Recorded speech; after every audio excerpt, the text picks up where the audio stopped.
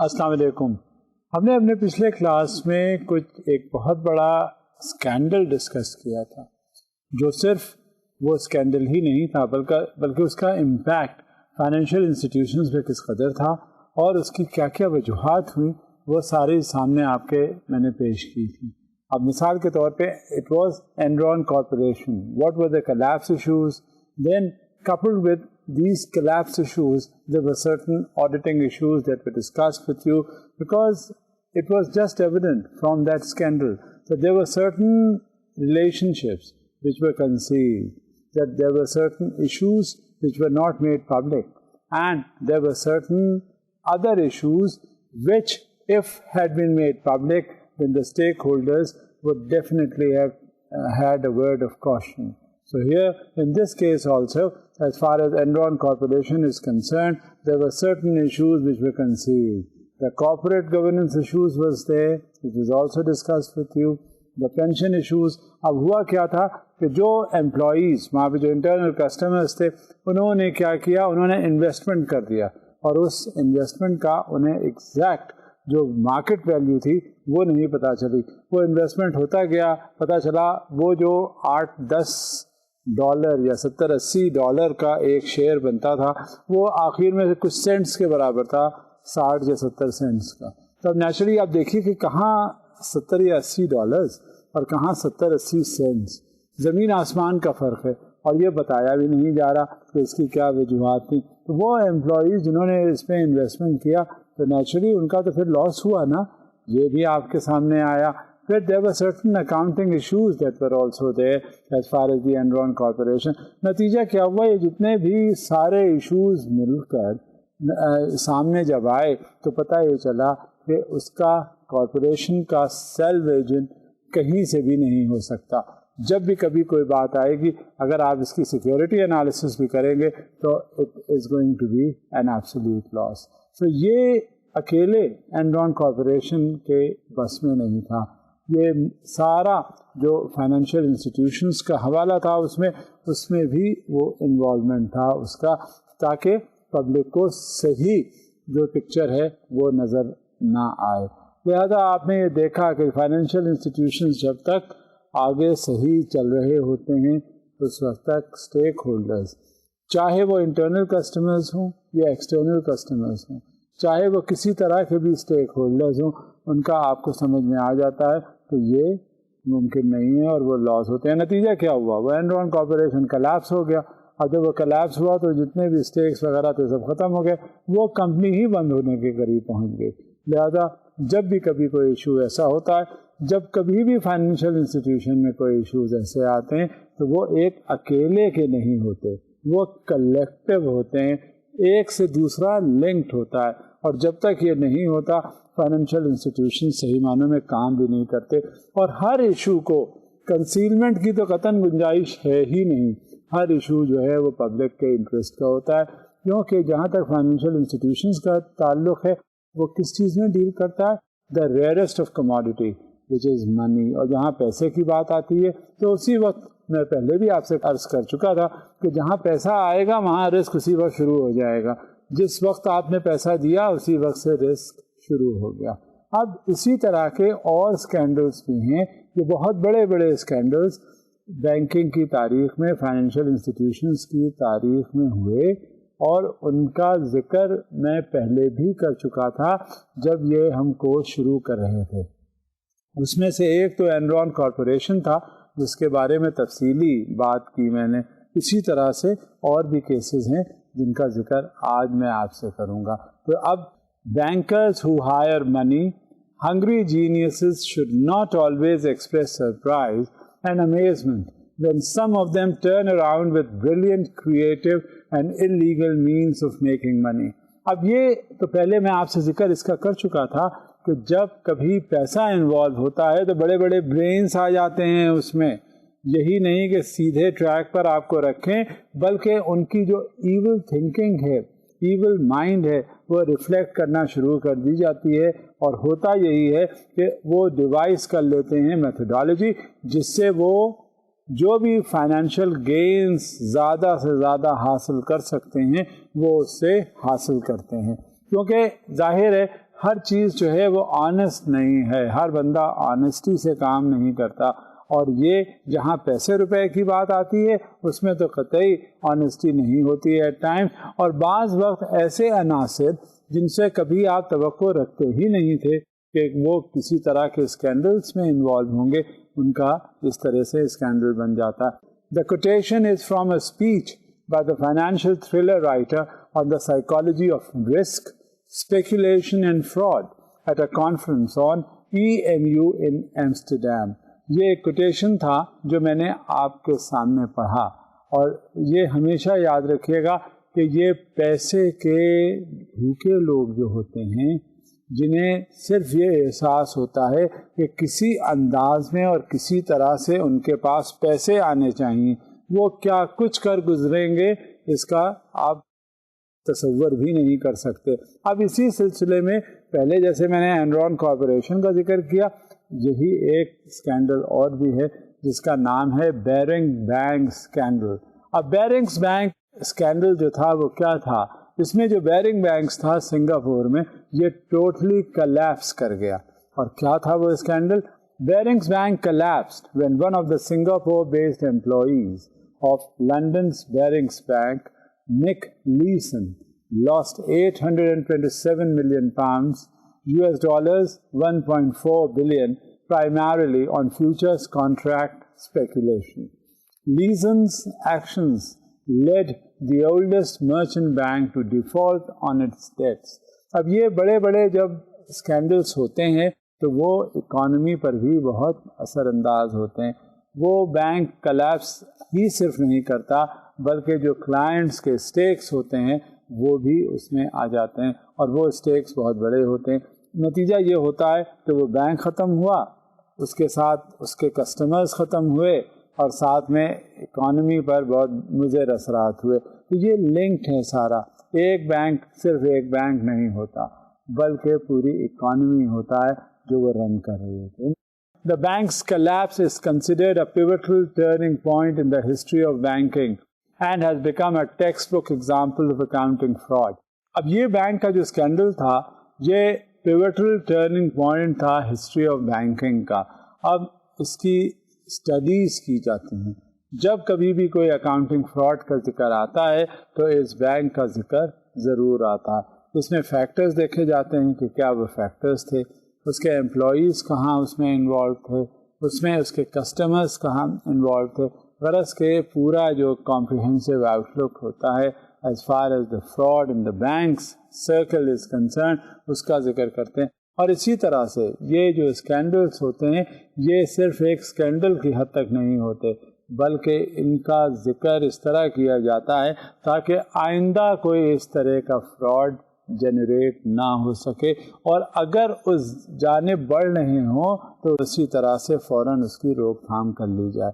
تو جب بھی کبھی ایسی بات آتی ہے تو ہمیشہ، کیونکہ ذہن میں بات یہ ہوتی ہے کہ past is always connected with present and present is always connected with future. Whatever the circumstances, we have to learn from the past mistakes.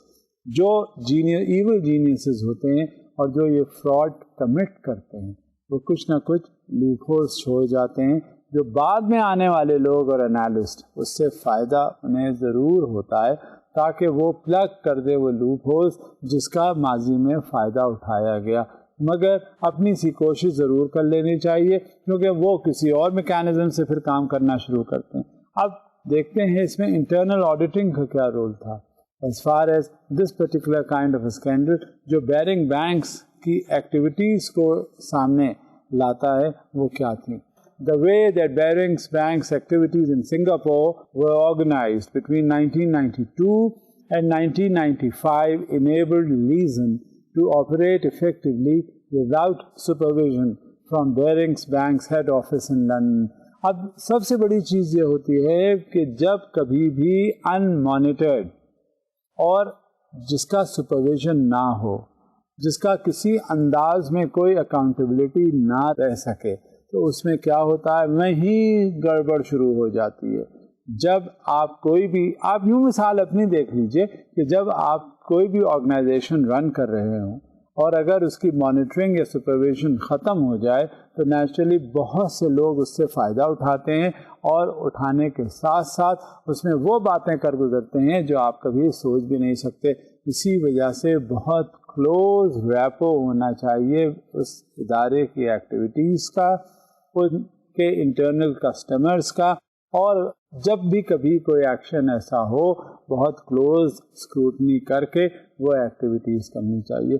Leeson acted both as head of settlement operations, charged with ensuring accurate accounting, and as floor manager for Barings trading on Singapore International Monetary Exchange.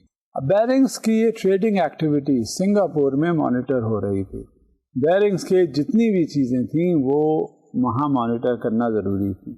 اگر اس کو چھوڑ دیا جائے یہ سمجھ کر کہ چلے یہ کوئی بات نہیں, یہ تو سب اپنا خود کر ہی لیں گے, تو وہاں یہ نتیجہ جو نکلا وہ نہیں نکلتا. لہذا جب کبھی بھی کوئی بات ہوتی ہے تو اس میں وہ ایکٹیویٹی پوری طرح شامل ہوتی ہے جس سے losses cause ہوتے ہیں. Normally the positions would have been held by 2 employees. This concentration of functions placed Leeson in the position of reporting to an office inside the bank which he himself held. Several observers, including Leeson, placed much of the blame on the bank's own deficient internal auditing and risk management practices. آج کل آپ نے اخبارات میں پڑھا ہوگا, جب کبھی بھی کسی فائنینشیل انسٹیٹیوشن کا ذکر آتا ہے یا بینکس کا ذکر ہوتا ہے تو ساتھ ساتھ وہ رسک کے حوالے سے بڑا کچھ لکھتے ہیں, اور اسی طرح سے یہ اسپیشلائز پوزیشن ہے آف اے رسک مینیجر, کیونکہ اب ماضی کے تجربات کی بنا پر اتنا زیادہ اس کا احساس ہو چکا ہے کہ اگر کوئی بینک کا فائنانس انوالو ہوا تو اس سے پہلے کہ وہ ڈسبرسمنٹ کر دیا جائے اس کا رسک انالیسس ہونا بہت ضروری ہے, اور رسک انالیسس سے ہی بہت سے جو خطرات ہیں ان سے بینک یا فائنینشیل انسٹیٹیوشن بچ جاتا ہے. لہذا جب اس کا اسکینڈل ہوا تو اس میں جو رسک تھا وہ اینالائز نہیں کیا گیا, وہ کانسنٹریٹڈ تھا 2 بندوں میں, اور 2 بندوں سے جو تیسرا بندہ تھا وہ خود آل ان آل تھا اس میں. جب ایسی صورتحال ہوتی ہے تو وہ اس کو اکاؤنٹ فار اور اس کی مانیٹرنگ کی نہیں جا رہی تھی, لہذا جو بھی سیاہ سفید ہو رہا تھا وہ اس کا مالک تھا اور اس کی مرضی کا تھا. لہذا جب ایک شخص کو انوالو کر لینا نسبتاً آسان ہوتا ہے, اس کے مقابلے میں اگر ایک پورا آرگنائزیشن ہے اس کو آپ کہاں تک انوالو کریں گے, اور سارے اس کے ممبرز انوالو ہوتے بھی نہیں. لہذا in this particular case this particular person was involved by 2 other people who were at the helm of the affairs.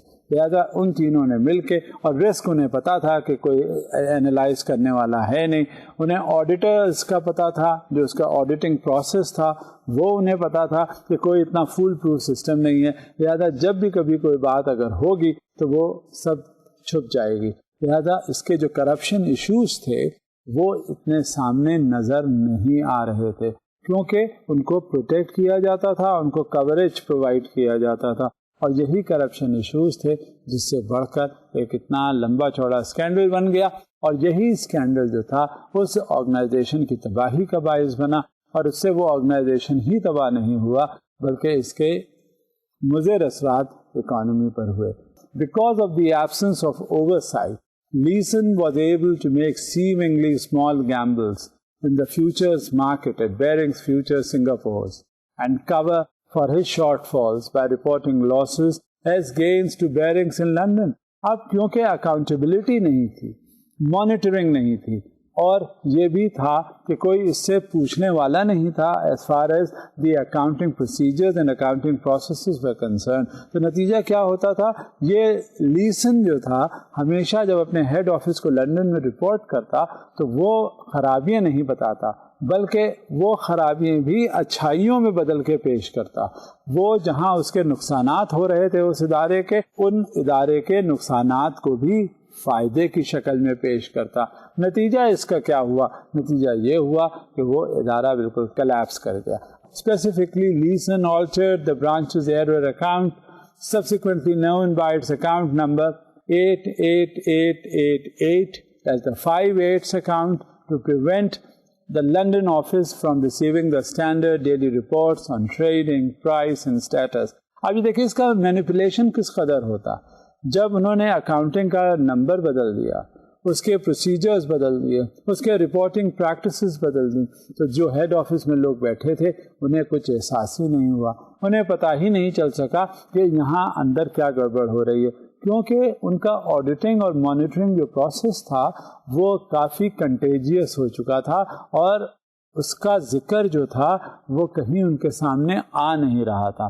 ہر چیز کو وہ سمجھتے تھے کہ یہ بالکل مناسب ہے. کسی ایک پر آپ اس کا پورا دار و مدار اگر کر لیجئے گا تو وہاں آپ کے لیے بہت مسائل ہوتے ہیں. اسی وجہ سے بزرگوں نے کہا ہے, اور بڑے تجربے کی بات کہی ہے, کچھ بھی ہو جائے تو you should never depend on one, کیونکہ اگر کوئی بھی مسئلہ ہوگا آپ کے پاس there has to be a recourse, there has to be an alternative, اور جب تک alternative آپ کے پاس نہیں ہوتا لوگ اس کو ایکسپلائٹ کرتے ہیں, اور پھر اکاؤنٹیبلٹی جو ہے آپ کی بڑی مشکل ہو جاتی ہے. اب دیکھیں مزید اس نے کیا کیا. Leeson claims the losses started when one of his colleagues bought contracts when she should have sold them.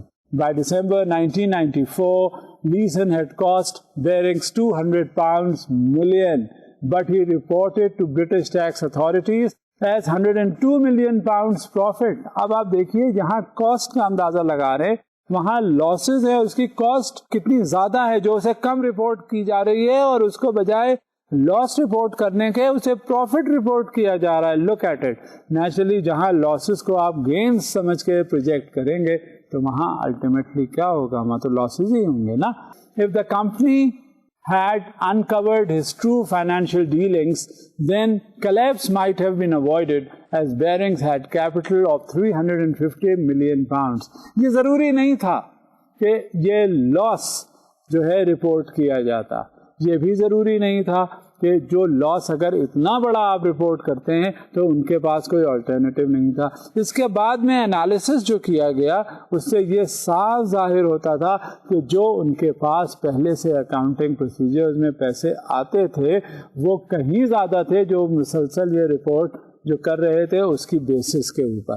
لہذا یہ ان کا ایک اسٹیپ لیسن کا جو خود میلافائڈی انٹینشنز پر مشتمل تھا, وہ آگے کرائسس ایک کے بعد ایک وہ انوالو ہونے لگا, اور اسی کرائسس کی بنا پر آگے چل کے یہ کلیپس کر گیا. اب آگے ایک کوب ارتھکویک ایشو ہے, وہ کیا تھا. Using the hidden 5/8 account, Leeson began to aggressively trade in futures and options on CYMEX. His decisions routinely lost substantial sums, but he used money entrusted to the bank by subsidiaries for use in their own accounts. He falsified trading records in the bank's computer systems and used money intended for margin payments on other trading. اب lesson نے کیا کیا, وہ routinely aggressively جو اس نے futures میں investments کیے تھے اور اسپیکولیشنس کر رہا تھا اور زیادہ اس میں انوالو ہو گیا, اس کی پرواہ کیے بغیر کہ اس کے ریٹرنز اور اس کے کانسیکوینسز کیا ہوتے ہیں. He kept on investing. اور جو اسپیکولیشنس کی باری آتی ہے, جہاں تک اسپیکولیشنس کا تعلق ہے ایک بات میں بتا دوں, یہ اسپیکولیشن جو ہوتا ہے یہ ٹوٹل گیمبلنگ ہوتی ہے کہ یہ آگے آپ ٹریڈنگ کر رہے ہیں یہ سوچ کے کہ ان اسٹاکس کے, ان سیکیورٹیز کے جب آپ انالیسس کرتے ہیں منی مارکیٹ کے اندر تو یہ پتہ چل جاتا ہے کہ اس کا آگے چل کے نتیجہ کیا نکلے گا, اور اسی کو اینٹیسپیٹ کرتے ہوئے جب اسپیکولیشنس کر لیے جاتے ہیں تو گارنٹی تھوڑی ہوتی ہے کہ جو آج آپ نے اسپیکولیٹ کیا وہ آپ نے جب اس کا 1 مہینے بعد یا 15 دن بعد یا 6 مہینے کے بعد جب آپ نے اس کو کیش کروانے لگے یا اس کا سیکیورٹیز کا انکیشمنٹ ہونے لگا یا پیمنٹس ہونے لگے تو وہ اتنا ہی ملے جتنے آپ نے اینٹیسپیٹ کیا تھا. اس کی ضرورت نہیں ہوتی.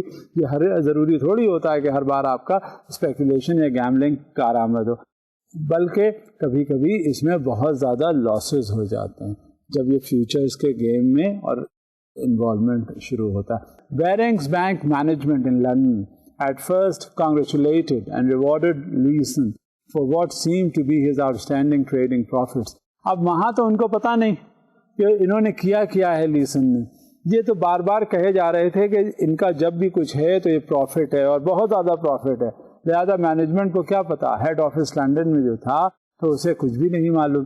جب بھی کبھی ان کے پاس رپورٹس پہنچتی تو وہاں یہی پتہ چلتا کہ immense and tremendous and huge profits جو ہے آرگنائزیشن کو ہو رہے ہیں. تو وہ لوگ پھر خوش ہو جاتے اور کیا کرتے, ان کو لیسن کو ریوارڈ کرتے اور ہر طرح سے ان کا لک آفٹر کیا جاتا.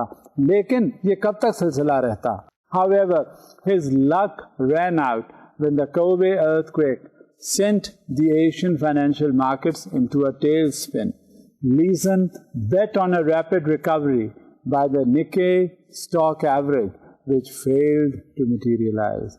اب جب یہ earthquake آیا تو وہاں یہ پتا چلا کہ جو انہوں نے اسپیکولیٹ کیا تھا, جو انہوں نے انویسٹ کیا تھا, that failed to materialize. اب نتیجہ کیا ہوا؟ وہ سب کچھ ان کے سامنے آنے لگا جو ان کا ہیڈ آفس تھا. انہیں پتہ چلنے لگا کہ یہ اب آگے کیا ہوگا. اب اس ڈسکوری سے نتیجہ کیا ہوا؟ Appointed administrators began managing the finances of Barings Group and its subsidiaries on 26th February 1995.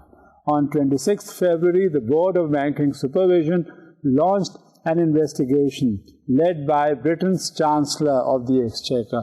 جب یہ ان کے سامنے ساری چیزیں پہنچی تو ان کی آنکھیں کچھ روشن ہونی شروع ہوئیں اور ہیڈ آفس نے پھر ایک پروب کرنا شروع کیا جو ان کی ایکٹیویٹیز رہیں لیسن کی اور جس انداز میں یہ فیوچرز میں انویسٹمنٹ کرتے اور اس کا گیم آف اسپیکولیشن جو تھا وہ چلتا رہتا. اب مزید دیکھیے آگے کیا ہوتا ہے. The Chancellor released his report on 18th July. By 27th of February, Leeson had cost the bank £827 million. The collapse itself cost the bank another £100 million. And look at the immense cost which Leeson had given to the bank. نتیجہ کیا ہوا؟ اب ایک اتنا جو organisational problems میں نہیں تھا, سب سمجھ رہے تھے کہ the organization is making huge profits, لیکن وہاں کیا تھا, جب پروب کیا گیا تو پتہ یہ چلا کہ یہ تو اس میں بہت زیادہ لاسز ہیں اور لاسز جو ہیں $827 million اور پھر اس کی ایڈیشنل کاسٹ £100 million کی بھی ہے. تو جب اتنا شامل جب آپ کر لیں گے تو اس کو پھر پتہ چل جاتا ہے کہ کسی آرگنائزیشن کو اتنا متحمل نہیں ہوتی جب وہ آرگنائزیشن رن کر رہی ہے اور وہاں اتنے لاسز ہیں. اب دیکھیے بینک آڈیٹرز نے فائنل رپورٹ کیا دی. Barings Bank auditors finally discovered the fraud. Around the same time that Chairman Peter Barings received a confession note from Leeson. But it was too late. Leeson's activities had generated losses totaling £827 million, US dollars 1.4 billion, twice the bank's available trading capital. Leeson نے confess کیا کہ جو کچھ اس نے report کیا تھا وہ exaggerated تھا. لیسن نے یہ بھی مانا کہ اس نے یہ دانستہ طور پہ یہ اطلاع دی تھی. لیسن نے یہ بھی اقرار کر لیا کہ جب بھی کبھی کوئی بات ہوتی تھی تو وہ غلط پکچر ہمیشہ سامنے پیش کرتا تھا. نتیجہ کیا ہوا؟ نتیجہ تو تھا جو سامنے آیا. اب اس میں کچھ بھی نہیں ہو سکتا تھا. کسی کا بھی کنفیشنل اسٹیٹمنٹ اس اسٹیج پر جب آئے, جب سب کچھ ختم ہو گیا ہو, جب سب کچھ تباہ ہو گیا ہو, تو نیچرلی وہ پھر سیلویج نہیں کر پاتا اس کی لاسٹ ریپوٹیشن کو اور لاسٹ کاسٹ کو. جب بھی کبھی کوئی بات ہوئی ہے وہ ختم ہو گئی بات. لہذا اتنا بڑا لاس جو بینکنگ کی تاریخ میں ہوا وہ آج تک ہم پڑھ رہے ہیں. جب بھی کبھی فائنینشیل انسٹیٹیوشن کا کوئی ڈیبیکل آتا ہے تو اس میں یہ اسکینڈل ضرور آتا ہے. اب دیکھیں کہ اس کے بارے میں ہمیں کیا پتہ چلتا ہے. The Bank of England attempted a weekend bail out but it was unsuccessful. Barings was declared insolvent 26 February 1995. The collapse was dramatic and employees around the world were denied their bonuses. اب naturally اتنا بڑا جب کوئی سانحہ یا واقعہ ہو جاتا ہے تو جو اس کے ملازمین ہیں اس پہ بھی تو اثر ہوگا نا. اور نتیجہ کیا نکلا؟ گلوبل لیول پہ جب اس کے ایفیکٹس ہوئے یا فال آؤٹس ہوئے تو امپلائیز جو تھے ان کے بونسز وغیرہ جو تھے وہ ختم ہو گئے, ان کو دیے ہی نہیں گئے. وہ بونسز جو کہ ڈویڈنڈس ہوتے ہیں کسی پروفٹ جنریٹنگ انسٹیٹیوشن کے, بعد میں یہ پتہ چلتا ہے کہ نہیں یہ تو پروفٹ نہیں تھا, سراسر لاس تھا, تو کیسا ڈویڈنڈ, کیسا ریٹرن, کیسے بونسز, اور سارے امپلائیز محروم ہو گئے اپنے بونسز سے. اب مزید ہم دیکھتے ہیں کہ اس کے کیا کیا اور نتائج برآمد ہوئے. ING, a Dutch bank, purchased Barings Bank for the nominal sum of £1 and assumed all of Barings' liabilities. اب دیکھیں اس کا نتیجہ کیا نکلا.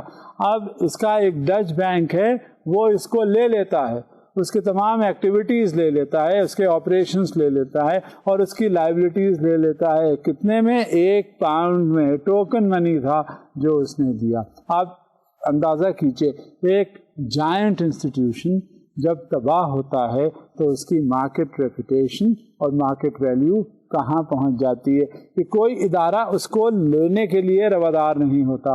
اور نتیجہ یہ ہوتا ہے کہ یہی بہت غنیمت سمجھنا چاہیے کہ جب وہ لائبلٹیز وغیرہ ہیں, جب کوئی دوسرا لے لے تو وہ پھر, کیونکہ لائبلٹیز اس کی اپنی نہیں ہوتی, لائبلٹیز آگے کسٹمرز کی ہوتی ہیں, لائبلٹیز آگے شیئر ہولڈرز کی ہوتی ہیں, لائبلٹیز آگے ان لوگوں کی ہوتی ہیں جنہوں نے اس میں انویسٹمنٹ کیا.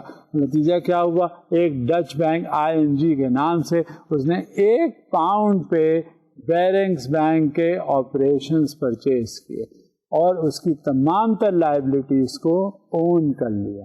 اب مزید دیکھیے, بیرنگس bank therefore no longer has a separate corporate existence, although the Barings name still lived on as Baring Asset Management. BAM was split and sold by ING to Mass Mutual and Northern Trust in March 2005. جو کہ ایک joint تھا, وہ اس کے ٹکڑے ٹکڑے ہو کر وہ مختلف ایجنسیز کو اور آرگنائزیشن کو بیچ دیا گیا. اب دیکھیے نک لیسن جو اس کے پیچھے انوالو تھا اس بینک کو ختم کرنے میں, اس نے کیا کیا؟ وہ کیا وہاں رکا یا وہ کہیں آگے بھاگ گیا؟ نک lesson fled Singapore but was arrested in Germany and extradited back to Singapore where he was convicted of fraud and imprisoned for 6 years. وہ جو بھاگ گیا, پکڑ لیا گیا.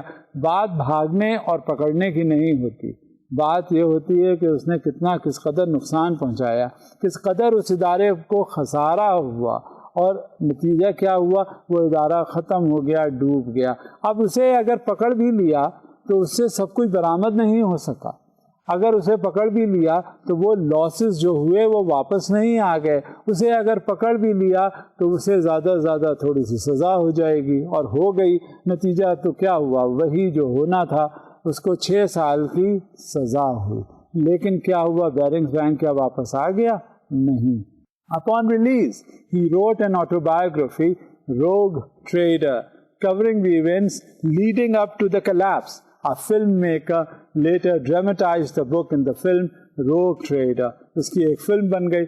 یہ سارے واقعات اس وجہ سے سامنے ضرور آ جانے چاہیے تاکہ ہمیں بہت سی باتوں کا علم ہو جاتا ہے. یہ روشن خیالی کی بات ہوتی ہے کہ جب بھی کبھی کوئی اس طرح کا اسکینڈل ہوتا ہے اور وہ سامنے آ جاتا ہے تو اس کا زیادہ سے زیادہ ایڈورٹائزمنٹ ضرور ہونا چاہیے تاکہ ایسے ایلیمنٹس جو ذہن میں سوچ رہے ہوتے ہیں کسی اسکینڈل کے بارے میں یا کسی روگ ٹریڈنگ کے بارے میں, وہ اپنے ذہن میں بات بٹھا لے کہ یہ ممکن نہیں ہے, اور اس میں جتنی بھی ممکن اکاؤنٹیبلٹی ہو سکتی ہے اس کو ضرور کرنا چاہیے تاکہ ہمیشہ یاد رکھیے کہ جہاں تک فائنینشیل انسٹیٹیوشنز کا تعلق ہے, جہاں تک بینکس کا تعلق ہے, وہ کبھی چل نہیں رہے ہوتے اپنے پیسوں سے, وہ پبلک منی ہے, اور جہاں پبلک منی انوالو ہوتا ہے وہاں پبلک انٹرسٹ ہوتا ہے, اور وہ لوگوں کے شیئرز ہوتے ہیں, اس میں سٹیکس ہوتے ہیں. تو کیوں نہ ہم پبلک کو زیادہ سے زیادہ کانفیڈنس میں لے کر ہر بات کو آگاہ کریں, انہیں بتائیں کہ کس طرح کی باتیں پبلک فائنینشیل انسٹیٹیوشنس میں ہو رہی ہیں. اب اسی ضمن میں ایک اور بھی ہے بات جو Black Wednesday classical corporate scandal in UK میں ہوا. آپ نے دیکھا کہ جب بھی کبھی کوئی کلیپس ہوتے ہیں آرگنائزیشنس میں, ہمیشہ وہاں ایک تو سرکمسٹینشیل ایریاز ہوتے ہیں اور دوسرے امپلائیز جو وہاں پہ ہوتے ہیں جو کرتا دھرتا جو صحیح معنوں میں جنہیں کہا جاتا ہے مین دیٹ میٹرز، وہ جب سامنے آتے ہیں تو ان کا پورا انوالومنٹ ہوتا ہے اس میں، اور اسی انوالومنٹ کے پیش نظر ایسے لوگ جو واقعی سگنیفیکنٹ ایکٹیویٹیز ان کی ہوتی ہیں اور پھر اسی سگنیفیکنٹ ایکٹیویٹی کے ساتھ ساتھ وہ سب کچھ کر جاتے ہیں، لہذا ہمیشہ بڑا کیئرفل اور کوشس اپروچ رکھنی چاہیے۔ اب دیکھیے یہ جو اسکینڈل ہے انگلینڈ کی ہسٹری میں، برٹش ہسٹری میں، یہ کیا ہے؟ In British politics and economics, Black Wednesday refers to 16 September 1992 when the Conservative government was forced to withdraw the pound from the European Exchange Rate Mechanism ERM due to pressure by currency speculators, most notably George Soros, who made over US $1 billion from this speculation. In 1997, the UK Treasury estimated the cost of Black Wednesday at 3.4 billion pounds. اب یہ دیکھیے کس طرح سے سامنے speculation میں چیزیں آتی ہیں سامنے، لاسز کیسے ہوتے ہیں، کیا یہ لاسز پروٹیکٹ کیے جا سکتے ہیں؟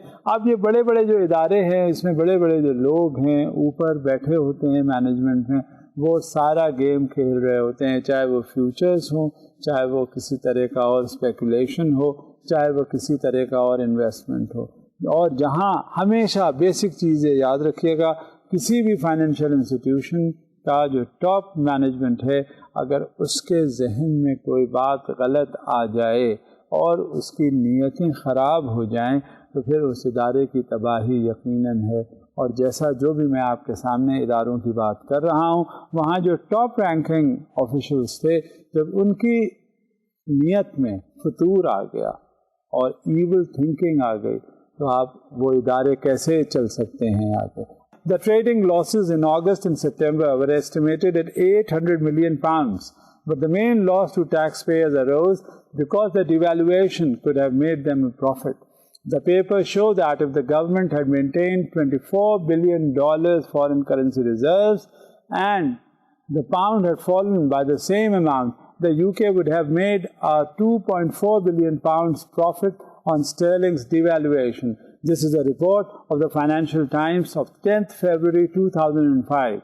The papers also show that the Treasury spent 27 billion pounds of reserves in propping up the pound. The Treasury calculates the ultimate loss was only 3.4 billion pounds. اب نتیجہ کیا ہوتا ہے؟ جب آپ ایگزیجریٹڈ، ایک تو چیز یہ ہوتی ہے کہ آپ صحیح سچویشن پیش نہ کریں، یہ بھی وہیں پہ آ کے بات ختم ہوتی ہے کہ جب آپ نے صحیح سینیریو پیش نہیں کیا۔ یہاں بھی پہلے تھا جب بیرنگ اسکینڈل، تو وہاں لاس کو پروفٹ کی شکل میں رپورٹ کیا جاتا تھا۔ یہاں کیا ہوا؟ یہاں جو لاسز تھے ان کو اور انفلیٹ کر کے، ایگزیجریٹ کر کے پیش کیا گیا۔ نتیجہ کیا ہوا؟ نتیجہ یہ کہ جو جتنا لاس صحیح معنوں میں تھا اتنا لاس نہ ہو کر وہ کم تھا۔ اگر وہ کم لاس انڈیکیٹ کیا جاتا، بلکہ یوں کہنا چاہیے اگر فیکچوئل پوزیشن بتا دی جاتی، تو آپ یقین رکھیے کہ جو بھی ڈیویلویشن آف کرنسی اگر ہوا تھا تو اس کا اتنا زیادہ اثر نہیں ہوا۔ اب جب اس کی فالس رپورٹنگ ہوئی تو اس کا کرنسی اسپیکولیٹرز پہ کیا اثر ہوا اور انہوں نے اس کو کس طرح لیا؟ The fundamental sterling problem in September 1992 was that the dollar was rapidly depreciating against the Deutsche Mark. Tied as it was to the ERM, the pound was hence appreciating to unsustainable levels against the US currency.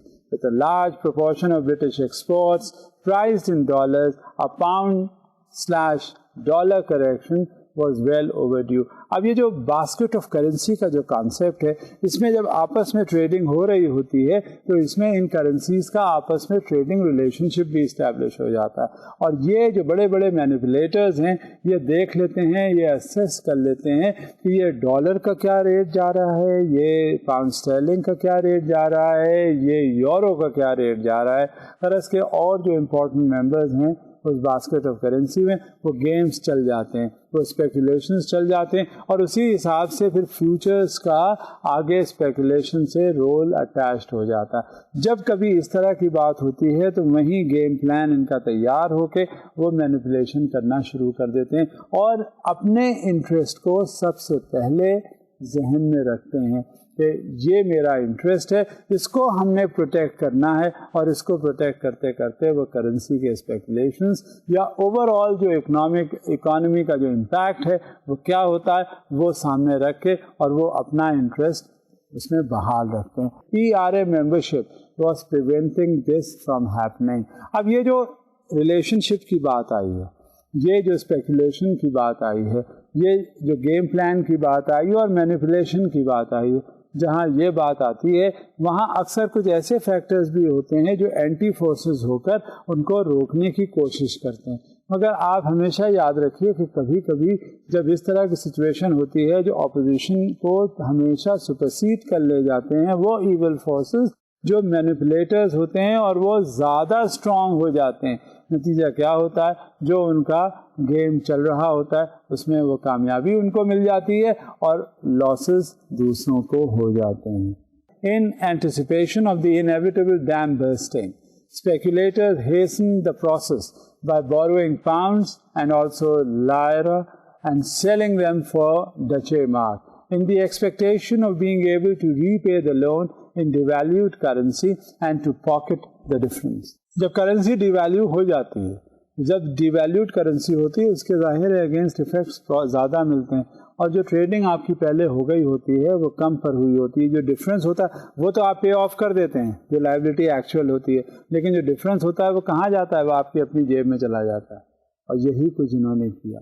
نتیجہ کیا ہوا, جب آپس میں of set کیا انہوں نے trading, dollar اور پاؤنڈ اسٹرلنگ کی پیرٹی ڈرا کی, تو اس میں کرنسی جب ڈی ویلیو ہوئی تو پیمنٹ کیا. جب پیمنٹ کرنے کے بعد وہ پیمنٹ تو ہو گیا, لیکن جو ڈفرینس آیا وہ کہاں گیا, ڈفرینس انہوں نے اپنی جیب میں رکھ لیا. تو ڈفرینس تو انہیں اصولی طور پہ اپنی جیب میں نہیں رکھنا چاہیے. On September 16, the British government announced a rise in the base interest rate from an already high 10% to 12% in order to tempt speculators to buy pounds. Despite this, and a promise later the same day to raise base rates again to 15%, dealers kept selling pounds, convinced that the government would not stick with its promise.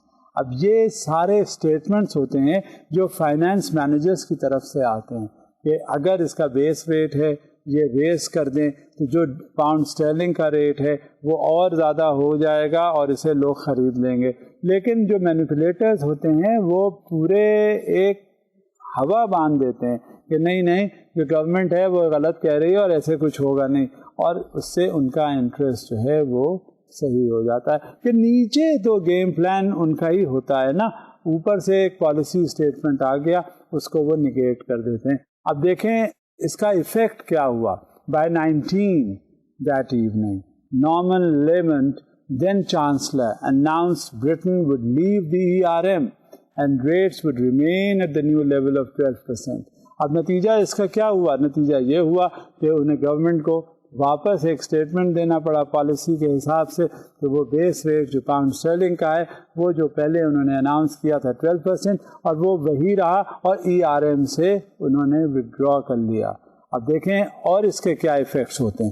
European union economist analysis of this event concluded that stable exchange rates are the result, not the cause, of a common approach to economic management, resulting in the stability and growth pact that underpins ERM2 and subsequently the Euro single currency. اب یہ اس کی جب analysis کی گئی تو انہوں نے کہا کہ یہ جو ایفیکٹس اور جو کازز ہیں وہ ایک ہی ہیں, لہذا جب کبھی بھی کوئی بات ہوگی تو اس کا ریلیشن شپ ڈالر اور پاؤنڈ کے حوالے سے ہی ہوگا, اور جو بھی اسکینڈل بنا وہ ویسے ہی رہا. اب مزید جو ایک اسکینڈل ہے جس کو کہتے ہیں ٹریجری بانڈ اسکینڈل, یہ اسکینڈلس جو ہیں ان کا ذکر میں یہاں پر اس وجہ سے کر رہا ہوں کہ ابھی تک ہم نے جتنے بھی فائنینشیل انسٹیٹیوشنس کے حوالے سے بات کی ہے اس میں آپ یہ اندازہ لگائیے کہ جیسا کہ میں اکثر کہتا رہا ہوں کہ جب کبھی بھی کہیں پیسے کی بات آتی ہے فوری طور پہ رسک شروع ہو جاتا ہے, اور جہاں رسک شروع ہوتا ہے تو اس میں ہر انداز میں وہ اسکینڈلس پروپورشنز بھی بن جاتے ہیں, کیونکہ بات یہ ہوتی ہے کہ یہ ریئرسٹ آف کموڈٹی ہے جو پیسہ ہے, اور جس وقت جب نیت کی بات آتی ہے، جب کروڑوں اربوں روپے کی بات آتی ہے تو وہ پھر کسی کو کچھ سمجھ میں نہیں آتا اور وہ اسکینڈلائز کر لیتا ہے. اب اسی طرح سے ایک یہ اسکینڈل اور آپ کے سامنے ہے. دیکھیے کہ کس طرح سے اس میں پروسیسز انوالو ہوئے اور کہاں تک یہ بات پہنچی. In 1991, Salomon was caught submitting false bids to the US Treasury by Deputy Assistant Secretary Mike Basham in an attempt to purchase more Treasury bonds than permitted by one buyer between December 1990 and May 1991. It was fined $290 million, the largest fine ever levied on an investment bank at the time, weakening it and eventually leading to its acquisition by Travelers Group. The scandal is covered extensively in the book Nightmare on Wall Street. اب یہی باتیں ہوتی ہیں چھوٹی چھوٹی، جو اتنی چھوٹی نہیں ہوتی، وہ بہت الارمنگ پروپورشن سے بات ڈیولپ ہو جاتی ہیں اور اس کے نتائج جو ہیں وہ انتہائی نقصان دہ ہوتے. اور جب تک یہ اس طرح سے ان کی مانیٹرنگ یا ان کا پروٹیکشن یا ان کو ہر طرح سے اکاؤنٹیبلٹی ان کی جاری نہیں رہے گی، اس وقت تک یہ ادارے ہمیشہ کلیپس کر جاتے ہیں. اور جب بھی جتنے بھی یہ ادارے کلیپس کرتے ہیں، اس میں ساتھ ساتھ انٹرسٹ کسی ایک کا نہیں ہوتا، بلکہ پورا پبلک منی ہے جو انوالو ہوتا ہے. اب اس کے اور کیا نتائج نکلتے ہیں؟ After the acquisition, the parent company, Travelers Group and later Citigroup, proved culturally averse to the volatile profits and losses caused by proprietary trading, instead preferring more slow and steady growth. جب اتنے بڑے بڑے scandals بن جاتے ہیں تو وہ جو acquiring companies ہوتی ہیں وہ گو سلو پہ چل جاتی ہیں، تاکہ جو بھی کام کرے دیکھ کر کریں، احساس رکھ کے کریں تو اس میں زیادہ لاسز نہ ہوں. اب مزید دیکھیے، Salomon suffered $100 million loss when it incorrectly bet that MCI Communications would merge with Sprint instead of WorldCom. اب یہ جو اسپیکولیشنز کا گیم ہے، اس سے آپ کو یہ اندازہ ہو جائے گا کہ جب اسپیکولیٹ کیا جاتا ہے کہ یہ ایونٹ ہو جائے گا، اس کے حساب سے اس میں اسٹیکس انوالو ہو جاتے ہیں. اب وہ اسپیکولیشن جب غلط ہوتے، کیونکہ جب اسپیکولیٹ کی کرتے ہیں تو اس کے ریزنس ہوتے ہیں، جب اسپیکولیشن پورا کیا جاتا ہے تو اس کی بھی کچھ ایکسپیکٹیشنس ہوتے ہیں. جہاں کہیں اسپیکولیشنس کی باری آتی ہے وہاں کچھ اس کے سالڈ ریزنس ضرور انالائز کر لیے جاتے ہیں، اور جہاں انالیسس ہو جاتی ہے وہ پھر اسپیکولیٹ ہو جاتے ہیں. لیکن کبھی کبھی وہ انالیسس جو ہوتی ہے جب ہمارے اوپر غلط اثرات مرتب ہوتے ہیں، اور جب ہم سوچتے ہیں کہ جہاں تک یہ سچویشن ہے وہ صحیح ہے، اور اس کے بعد ہمارا جب اس میں اسٹیک انوالو پرسنل آ جاتا ہے تو وہاں پہ کوئی اسپیکولیشن کی ریزننگ وغیرہ نہیں ہوتی، اور بس پھر جب بھی کبھی ہوتا ہے تو نتائج آپ کے سامنے ہے. اب آپ کے سامنے یہ بھی سمجھ میں آ گیا ہوگا کہ یہاں اسپیکولیشن تھے، تو اسے ایک اسپیکولیشن میں جہاں مرجر کی بات تھی، جہاں ایکوزیشن کی بات تھی، جہاں ایک بیٹ کی بات تھی، جب وہ غلط ہوئی تو نتیجہ لاس کی شکل میں ہوا. اب آگے دیکھیے، subsequently most of its proprietary trading business was disbanded. اب جب لاس ہو گیا تو جو بھی ایکٹیویٹیز تھیں، آپریشنل ایکٹیویٹیز تھیں یا آگے ایکسپینشن کی ایکٹیویٹیز تھیں یا اسپیکولیشن کی نگاہ سے ایکٹیویٹیز تھیں، وہ سب وہیں رک گئی. اور جہاں وہاں رکی تو آگے لاسز اس میں کتنے سسٹین ہوئے یہ آپ کے خود سمجھنے کی بات ہے. For some time after the merger, the combined investment banking operations were known as Salomon Smith Barney, but reorganization has renamed this entity as Citigroup Global Markets Incorporated. The Salomon brothers name, like the Smith Barney name, is now a division and service mark of Citigroup Global Markets. اب جب یہ بڑے بڑے scandal سامنے آ جاتے ہیں آپ کو پتا ہوتا ہے کہ یہ لاسز ہیں، اور ہمیشہ ذہن میں پہلے اکثر آپ سے ذکر یہ کر رہا ہوتا ہوں کہ یہ تو بڑا سینسٹیو ایشو ہوتا ہے فائنینشیل انسٹیٹیوشنس میں اس طرح کے کیسز اور انوالومنٹ.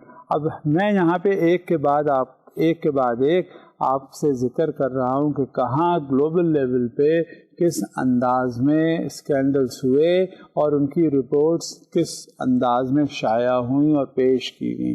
اسی سلسلے میں ایک رپورٹ اور ہے جس کا نام ہے سینڈ اسٹارم رپورٹ. وہ کیا ہے؟ وہ بھی فائنینشیل انسٹیٹیوشنس کے اسکینڈلس کے حوالے سے ہے.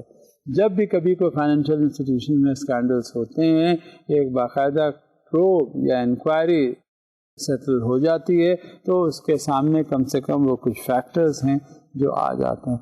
In March 1991, the Bank of England asked Price Waterhouse to carry out an inquiry.